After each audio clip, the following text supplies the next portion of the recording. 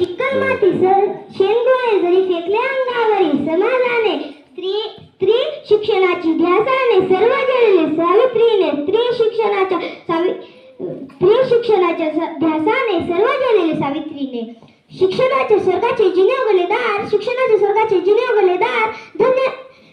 शिक्षणाचे स्वर्गाचे जिने उघडले दार शिक्षणाचे स्वर्गाचे जिने उघडले दार तीच सावित्री आज जगाची शिलेदार तीच सावित्री आज जगाची शिलेदार स्त्रियांच्या शिक्षणाची खरी केवारी सावित्रीबाई शक्ती आज प्रत्येक नारी आज त्याला घेतलं नाही कोणाचं कोटेशन आणखी